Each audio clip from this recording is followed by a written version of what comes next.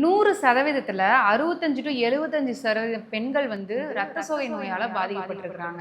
ஹீமோகுளோபின்னா என்ன, எதனால நம்ம உடம்புல அந்த குறைபாடு ஏற்படுது, அதை எப்படி சரி பண்ணலாம்னு இந்த வீடியோல பார்க்கலாம் வாங்க. மயக்கம் இருக்கும், தலை சுற்றல் இருக்கும், சிலருக்கு மூச்சு விடவே சிரமமா இருக்கும். ஏன்னா வந்து அதிக பெர்சன்டேஜ்ல வந்து நமக்கு வந்து அப்சார்ப் ஆகிறனால நம்ம உடம்புக்கு ஈஸியா நமக்கு தேவையான ஹெச்பி லெவல் வந்து கிடைச்சிருக்கு. 100% 65 to 75% பெண்கள் வந்து ரத்த சோகை நோயால பாதிக்கப்பட்டிருக்கிறாங்க. அனிமியாங்கிறது ஹெச்பி வந்து டிக்ரீஸ் ஆகிறனால வருது. ஸோ ஹீமோகுளோபின்னா என்ன, எதனால நம்ம உடம்புல அந்த குறைபாடு ஏற்படுது, அதை எப்படி சரி பண்ணலாம்னு இந்த வீடியோல பார்க்கலாம் வாங்க. ஹாய், ஐம் டாக்டர் பொற்கொடி ஹரி, சித்த மருத்துவர். இந்த மாதிரி யூஸ்ஃபுல்லான கண்டென்ட்க்கு டாக்டர் பொற்கொடி ஹரி சேனலை சப்ஸ்கிரைப் பண்ணிட்டு பக்கத்தில் இருக்க பெல் ஐக்கானை கிளிக் பண்ணிக்கிங்க. ஹீமோகுளோபினை ஹெச்பின்னு ஷார்ட்டாக சொல்லுவாங்க. ஹீமோகுளோபின்றது ஒரு புரோட்டீன். இது நம்ம உடம்புல ரத்தத்தோட சிகப்பு அணுக்களில் இருக்கும். இது என்ன பண்ணும் அப்படின்னு பார்த்தீங்கன்னா, லங்ஸ்ல இருந்து ஆக்சிஜனை கேரி பண்ணிட்டு வந்து பாடியில் இருக்க மற்ற செல்ஸுக்கு வந்து கொடுக்கறதும், டிஷ்யூஸில் இருக்கிற கார்பன் டை ஆக்சைடை எடுத்துகிட்டு வந்து லங்ஸ் மூலியமாக எக்ஸேல் பண்ணுற வேலையை செய்யும். ஸோ ஹீமோகுளோபின் இல்லாமல் நம்ம உடம்புக்கு தேவையான ஆக்சிஜனும் கிடைக்காது, செல்ஸும் ப்ராப்பராக ஃபங்க்ஷன் ஆகாது. ஹீமோகுளோபின் அப்படிங்கிறது, ஹீம்ன்றது பார்த்தீங்கன்னா அயன்னு சொல்லுவாங்க, குளோபின்றது வந்து புரோட்டீன். ஒவ்வொரு ரத்த சிகப்பு அணுக்கள்லையும் மில்லியன் கணக்கான ஹீமோகுளோபின் மாலிகுல் இருக்குது. ஒரு ஹீமோகுளோபின் மாலிகுல் பார்த்தீங்க அப்படின்னா 4 ஆக்சிஜன் மாலிகுலை கேரி பண்ணிட்டு வரும். அப்படின்னா நம்ம உடம்புல எவ்வளோ ஹீமோகுளோபின் இருக்கணும்னா, ஆண்களுக்கு 13 to 17 G/dLம், பெண்களுக்கு 12 to 15 G/dLம் இருக்கணும்.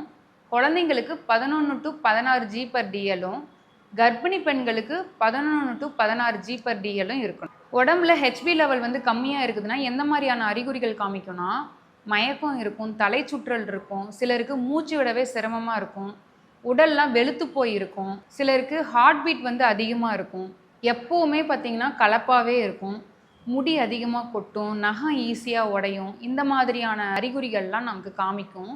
ஸோ இந்த மாதிரியான அறிகுறிகள்லாம் இருக்குதுன்னா ஃபஸ்ட்டாக நீங்கள் போய் உங்கள் ஹெச்பி லெவலை செக் பண்ணி பாருங்கள்.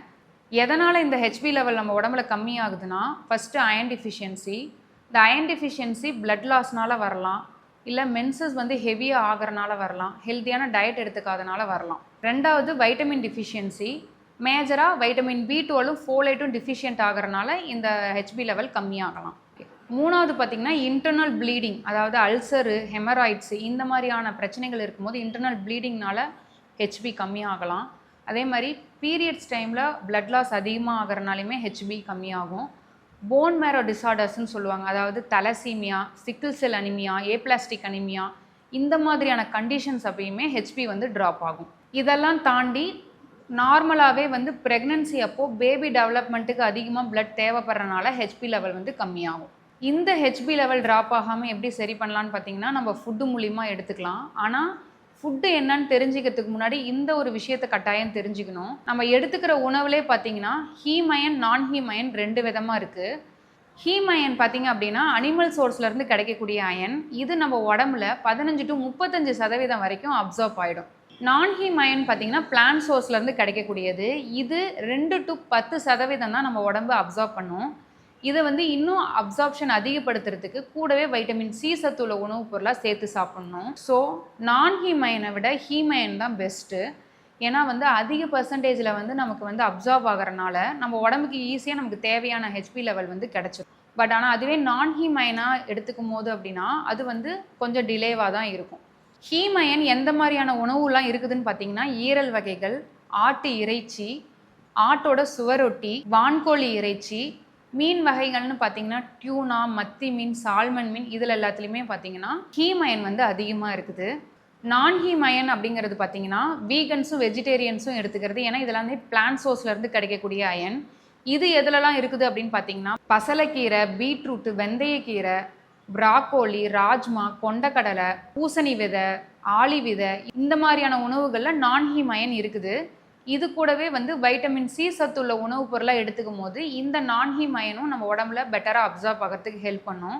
வைட்டமின் சினா லெமன் ஜூஸ், நெல்லிக்காய் ஜூஸ், கொய்யாப்பழம், கிவி பழம், பைனாப்பிள், இந்த மாதிரியான உணவுகள்லாம் எடுத்துக்கும் போது கூட அந்த அயனும் ஈஸியாக நம்ம உடம்புல அப்சார்ப் ஆகும். மேஜராக தவிர்க்க வேண்டிய ஒரு விஷயம் அப்படின்னு பார்த்தீங்கன்னா டீ காஃபி. சாப்பிட்டதுக்கப்புறம் உடனே டீ காஃபி குடிச்சிங்க அப்படின்னா அதில் இருக்கிற கெஃபைன் அண்ட் டேனைன் அயன் அப்சார்ப்ஷனை வந்து பிளாக் பண்ணிடும். இதனால் நம்ம எடுத்துக்கிற உணவுலேருந்து கிடைக்கக்கூடிய அயன் சுத்தமாக கிடைக்காம போயிடும்.